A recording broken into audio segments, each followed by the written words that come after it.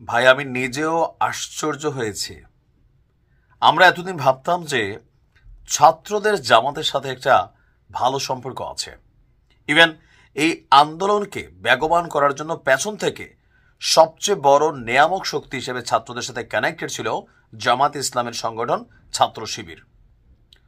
এতদিন যাবৎ জামাতকে নিয়ে কোনো মন্তব্য না করলেও হঠাৎ করেই উপদেষ্টা নাহিদ, মাহফুজ, তারপরে যে নাগরিক কমিটির নাসিরউদ্দিন পাটোয়ারি, তিনজনের তিনটা বক্তব্য একটা সমীকরণ ক্রিয়েট করেছে। তবে সবচেয়ে কঠিন বক্তব্য দিয়েছে উপদেষ্টা নাহিদ। জামাতের ফ্যান ফলোয়াররা অনেকে হয়তো স্ট্রোক করবেন নাহিদের এই কথা শোনার পরে। একটা প্রশ্ন ছিল ইনস্ক্রিপ্ট মি, আপনারা একটা সাক্ষাৎকার তিনি দিয়েছিলেন।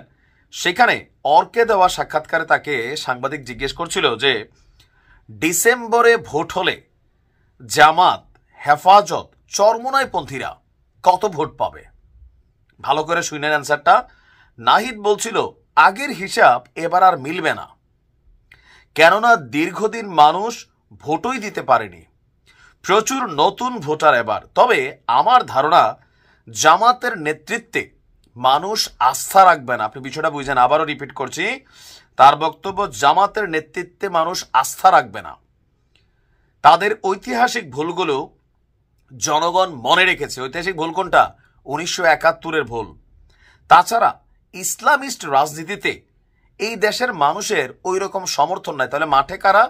টোটাল জনগণের 2% এটা আছে, আর বৃহত্তর জনগোষ্ঠী পছন্দ করে না। এই রাজনীতির ভবিষ্যৎ নাই, মানে যে জামাত ইসলাম, চরমোনাই, এদের বাংলাদেশে আসলে কোনো ভবিষ্যৎ নাই। বরং তরুণদের দ্বারা পরিচালিত যে মূলধারার সার্বজনীন এবং গণতান্ত্রিক চরিত্রের দলকেই মানুষ সমর্থন জানাবে বলেই মনে করি। মানে ছাত্ররা যে রাজনৈতিক দল তৈরি করছে সেই দলটাই জনগণ সাপোর্ট করবে। জামাত, চরমোনাই, হেফাজত এগুলা মানুষ পছন্দ করবে না, এদের উপর মানুষের আস্থাও নাই। জামাত নিয়ে আরও একটা বক্তব্য নাহিদের খুবই গুরুত্বপূর্ণ। 1971 পরবর্তীতে এতকাল পরেও ইচ্ছে করেই জামাত ইস্যুটা প্রাসঙ্গিক করে রাখা হয়েছে। যে কোনো বিরোধিতা বা আন্দোলনকেই জামাত শিবিরে ট্যাগ দেওয়ার প্রবণতা ছিল, তাদের নানাভাবে নির্যাতন হয়েছেও। জামাতের নেতৃত্ব এখন মুক্তিযুদ্ধকে স্বীকার করেই তাদের বক্তব্য দিচ্ছে। এই অভ্যুত্থানে অংশ নেওয়ার মাধ্যমে জামাতের কাফফারা হয়েছে, শব্দগুলা বুঝেন। কিন্তু জামাতকে প্রতিশ্রুতি দিতে হবে কি 71 একটা মীমাংসিত বিষয়, এ নিয়ে ভবিষ্যতে তারা রাজনৈতিক কোনো বিরোধিতা করবে না, 71 বিরোধী অবস্থান নেবে না, এই নিশ্চয়তা তাদের দিতে হবে। তবে জামাতের অধিকাংশ ফলোয়ারই যারা আছেন 71কে মানতে চান না অন্তরে, এটাও কিন্তু বাস্তব। এখন মূল নেতৃত্ব 71 নিয়ে কথা বলছে না, কিন্তু অনলাইন অ্যাক্টিভিস্টরা নানান কথা বলে বিতর্ক চালাচ্ছে। মানে জামাতের যারা অনলাইন ক্যারেক্টার আছে, বিভিন্ন নামি দামি ক্যারেক্টার, হিন্দু মুসলিম অনেক ক্যারেক্টার কিন্তু জামাত বানাইছে, তো তারা নানানভাবে বিতর্ক চালাচ্ছে। আবার বিভাজনের রাজনীতিও আমরা দেখতে পাচ্ছি। তো 71 নিয়ে নাহিদের বক্তব্য খুবই স্পষ্ট। আচ্ছা, এরপরের অংশটাতে নাহিদ বলছে যে আপনার 71 আমাদের ভিত্তি, এটাই শেষ কথা। 71-এর পক্ষ ও বিপক্ষ নির্মাণের রাজনীতি আমরা চাই না।